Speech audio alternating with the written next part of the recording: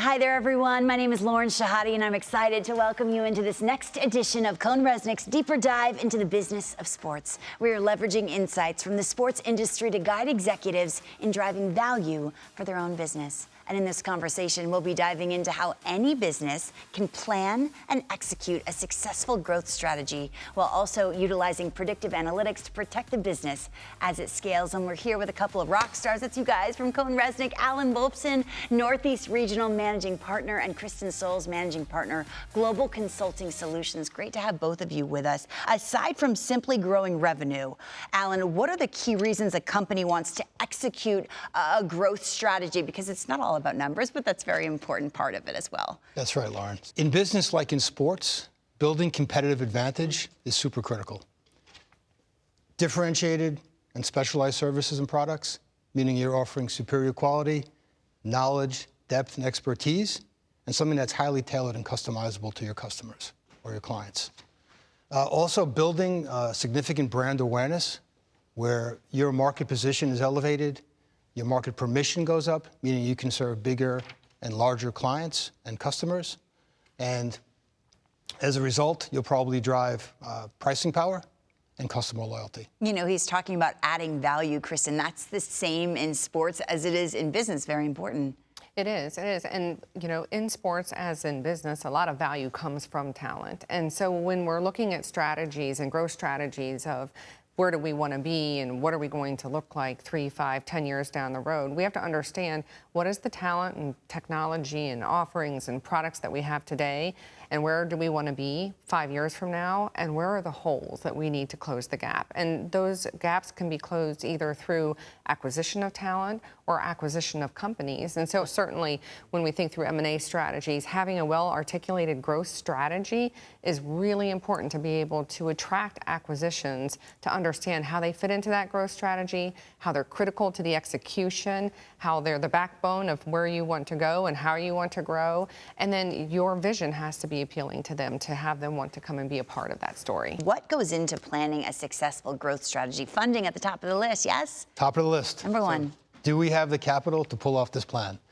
If we do, fantastic. Let's start. If we don't, how are we going to access this capital? Do we go to a lender, take out some traditional financing, some debt? Do we go back to our stakeholders and ask them to support the company, put in more money, capital or debt, either one? Do we go to the private debt markets or private capital markets? Last but not least, maybe a company is at a point where they're looking to take public debt or public equity. Depends on where these companies are on their stages of their evolution. All right, so it's different for every company. It is. Right, and obtaining that financing is so critically important because, especially when you're thinking about this, the age-old mantra of an advisory of people, process, and technology, all three of those things cost money. What are some of the tools you determine potential success? What do you use to determine success? So there are many, and let me start with the tried and true traditional financial models. I'll leave the fancy tech-driven models to Kristen. But just traditional cash flow models, forecast projections, budgeting, using our basic financial statements, which are balance sheets, P&Ls, and cash flow statements, to sort of run scenarios. What-if scenarios? What does it look like if we do this? If we pull this lever, what could happen with the company? If we go into this geography, what happens? If we roll companies up, if we do mergers and acquisitions, how does the consolidation look? So there are a number of tools you can use just to get a picture and understand what it will look like and what you'll need along the way. How do you quantify it, Kristen? What are the tools you use? The things that can prevent success from happening are the risks and obstacles that come along the way as you're executing your growth strategy. So one of the things that is advisable is that you understand what are those risks? What are those risks to execution so that you can ensure success? So doing an enterprise risk assessment to see and understand what those are, and then you can grab all kinds of tools to be able to take a look at the value of those risks and quantify them, whether it's predictive risk analytics around customer engagement, so pricing strategies or how customers are buying trends, all of those things we can quantify through those tools. We can quantify risks like cyber and use cyber quant tools to quantify what those risks are.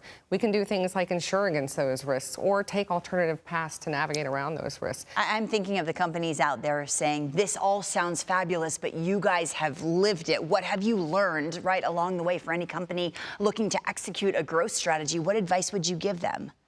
So I would suggest set clear objectives, set goals, set milestones, a timeline, right? Maybe 1, 3, 5, 10 years out. I know it sounds like a long time, but yes, let's project out. What does it look like in terms of our growth, our revenue, our locations, / geographies, where do we want to be, services and products that we want to roll out over those periods of time. All while factoring in, every, I guess, potential nuance, including the macro environment, what's happening, in our country, what's happening in the economy, what's happening politically that could impact our projections and our strategy. 2, I would suggest hiring and surrounding yourself with the right advisors. We know our business and we know how to run our business, but we don't know what we don't know. So bringing in the right attorneys, bankers, accountants to help guide us with the plan, the strategy, with risk mitigation, with any legal or tax issues we're just not aware of, that could be super beneficial. Know what you don't know. What advice would you give, Kristen? I would say make decisions based in data. If you're not making decision-based data, then you're acting on a hunch, and that's not a good place to be when you're thinking through execution on a growth strategy. That and not going too broad with your growth strategy is incredibly important, because if we go too broad, it's just really difficult to maintain focus throughout the organization.